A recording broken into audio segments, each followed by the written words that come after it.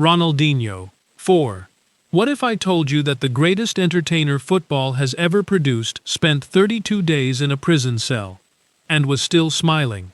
Not a metaphorical smile. An actual, genuine, photographs leaked to the press smile. Because that's Ronaldinho. And once you understand where that smile came from, you'll never look at it the same way again. Most people think they know his story. The tricks, the trophies, the teeth. But the real story, the one that explains everything, starts not on a pitch, but beside a swimming pool in Porto Alegre, Brazil, when an 8-year-old boy's whole world collapsed without warning. Ronaldinho, born Ronaldo de Assis Moreira, on March 21, 1980, grew up in a home where football wasn't just a sport. It was the language the family spoke. His father, João de Assis Moreira, was a shipyard worker by week and a stadium security guard on weekends. A man who hustled tirelessly just to stay close to the game he loved. He was the kind of father who saw greatness in his youngest son long before any scout ever did. He encouraged Ronaldinho to play with freedom, with instinct, with imagination, to treat every street corner like a canvas. And for a few glorious years, that's exactly what life felt like. Then, without any warning at all, João was gone. A swimming accident, a sudden tragedy.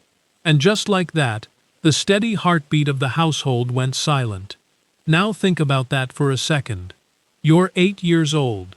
The person who believed in you most is suddenly never coming home. How do you process that? How do you carry something that heavy when your shoulders are still that small? The grief didn't arrive all at once. Ronaldinho would later say, the sadness came slowly, day by day, like a tide that keeps rising until one morning you realize the water is already at your chin. He'd listen for his father's footsteps at the front door, and they never came. That silence is the kind that doesn't leave a person. It relocates. It finds a new home somewhere deeper.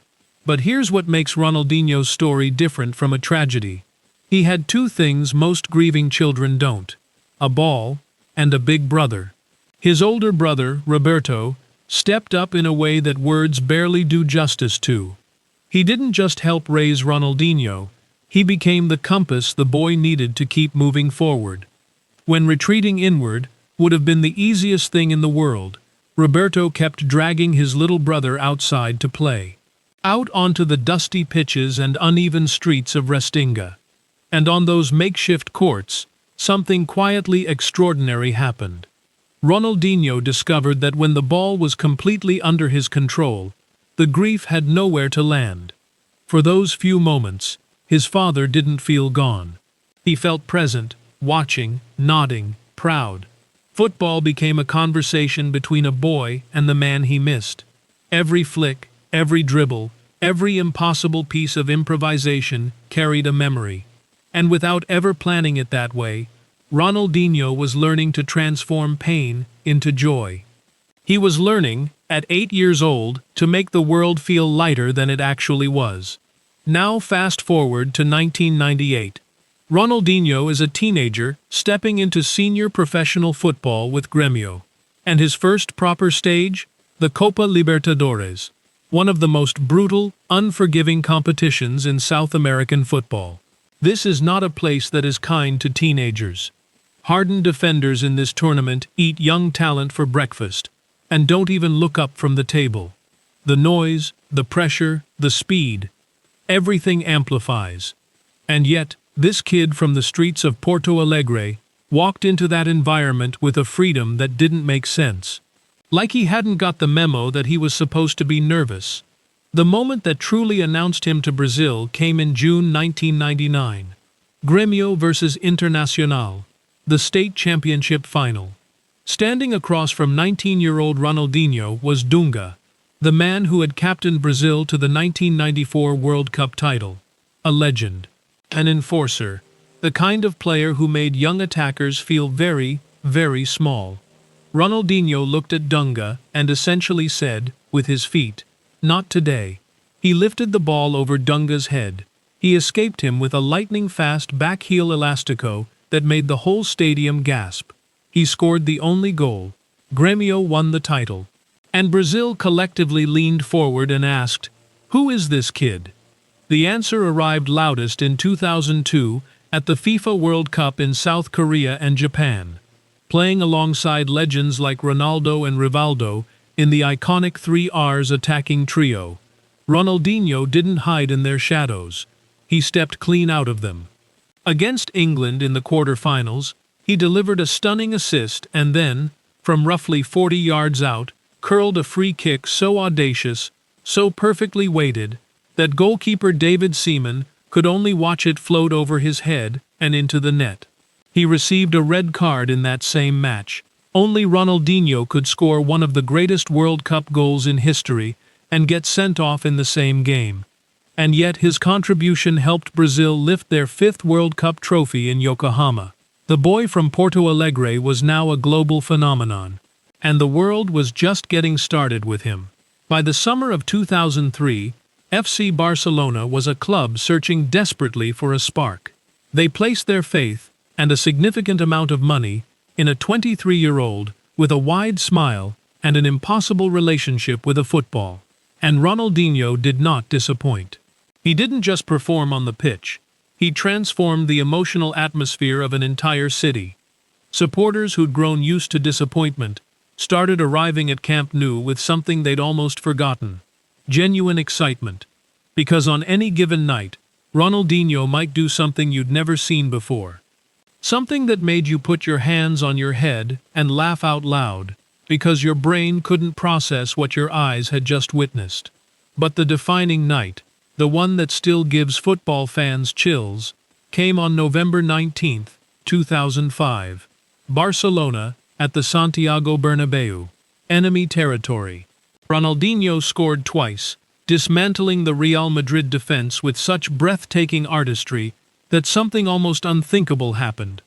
The Real Madrid supporters, fierce, partisan, famously unforgiving, began to rise to their feet, one by one, then in sections, then the whole stadium, giving a standing ovation to a Barcelona player. On their own ground. Let that sink in. He hadn't just beaten them, he'd made them forget they were supposed to hate him. 9 days later, he was awarded the 2005 Ballon d'Or, the greatest player on the planet, officially. And 6 months after that, he guided Barcelona to the UEFA Champions League title, defeating Arsenal in Paris. Ronaldinho at his peak wasn't just the best footballer alive. He was proof that the most disciplined competition in the world still had room for pure, unfiltered art. Now here's where the story shifts.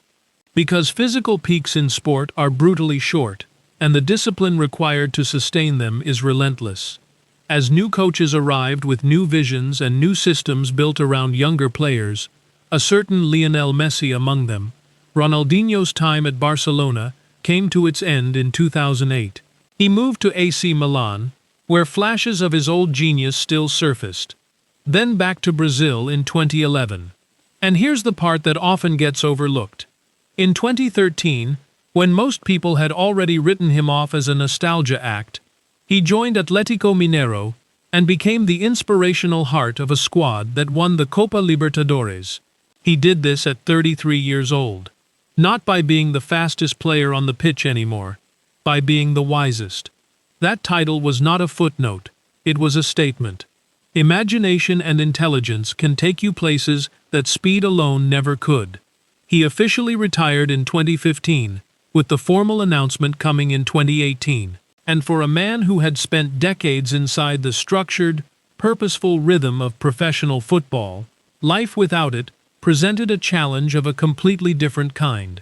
No training sessions, no match days, no scoreboard to tell you how you're doing. For the first time, Ronaldinho was navigating a world whose rules had nothing to do with what he was brilliant at. Then came March 2020. And if you thought you'd heard every chapter of this story, the world had one more surprise waiting. Ronaldinho and his brother Roberto were detained in Paraguay, accused of entering the country using falsified passports.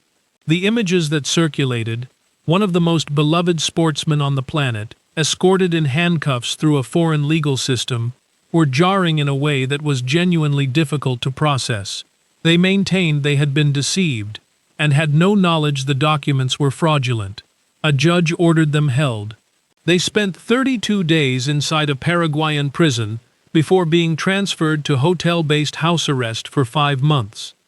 Prosecutors ultimately found no direct evidence that Ronaldinho had participated in obtaining the forged documents.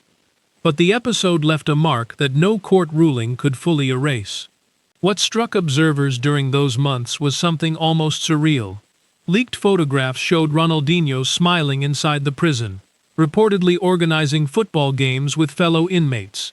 Whether that was genuine peace or an instinct built over decades, the habit of making any room feel lighter, only he truly knows. Fame, wealth, a Ballon d'Or on the shelf. None of it could shield him from the law.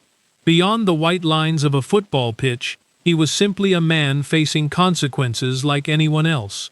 The legal ordeal in Paraguay had barely ended when another, far heavier blow arrived. In February 2021, his mother, Miguelina Eloy Assis dos Santos, passed away at 71 after battling complications from COVID-19.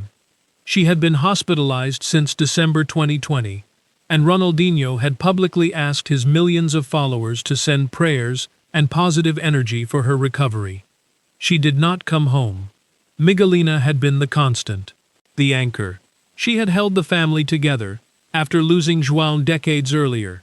She had watched her youngest son travel from the poorest streets of Porto Alegre to the grandest stages in world football. She knew him before all of it, before the stadiums, before the contracts, before the iconic smile became a globally recognized brand. Losing her was the kind of grief that belongs entirely to the quiet, private places. Far from cameras, far from crowds. Ronaldinho had first experienced loss at 8, but losing a parent as a grown man, fully understanding what forever means, that's a different weight entirely. Today, Ronaldinho moves through life as something the sport rarely produces. A living legend who is still actively present, not frozen in nostalgia. He appears at exhibition matches and charity events, not because he needs to prove anything, but because his presence alone transforms the energy of any room he enters. In 2026, his name became associated with an Italian club looking to elevate its global profile, a testament to the fact that the Ronaldinho brand still carries enormous commercial and emotional power, years after his last competitive match. And then there's João Mendes, his son, named deliberately and lovingly for the grandfather who never got to see him grow up. João has been quietly trying to carve out his own professional career in football, most recently with Hull City's youth setup in England, though his contract there ended in June 2026. He has been openly clear about something that is both understandable and quietly brave. He wants to be known as João Mendes, not just as Ronaldinho's son. And watching that unfold, watching his child navigate the same pressures, the same judgments, the same industry, has given Ronaldinho a perspective on fatherhood that is earned the hard way. Because here's a detail that quietly breaks your heart. Ronaldinho was not present for his son's birth. He was thousands of miles away, deep inside the machine of elite European football. He would later call that one of the deepest regrets of his life. The man who could conjure joy for 80,000 strangers had missed the first breath of his own child. He had grown up without his own father, and at the very height of his powers, the sport he loved kept him away at the moment he became one. The name João carries all of that. The tribute, the tenderness, and the regret, all held inside 2 syllables. So who is Ronaldinho really? He is not a simple story, he never was. He is the man who received a standing ovation from his fiercest rivals, and the man who sat in a prison cell years later. He is the boy who turned grief into genius, and the father who learned that trophies don't make up for missed moments.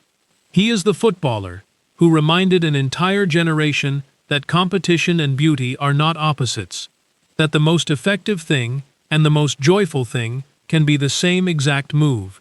He didn't just play football. He made millions of people feel something rare, The specific lightness of watching someone do what they were born to do, and doing it with a smile so wide, it's almost impossible not to smile back. That's the gift. And no legal controversy, no physical decline, no passage of time has managed to take it away. Every kid who tries an elastico in a backyard is carrying a little piece of him. Every fan who once felt their heart lift watching a footballer treat the game like a playground, they carry him too. The smile never told the whole story, but maybe that was always the point. Behind it was something far more complicated and far more human than any of us ever knew. What's your most vivid memory of watching Ronaldinho play? Drop it in the comments, and if this story moved you even a little, share it with someone who needs to hear it, because some legacies deserve to keep traveling.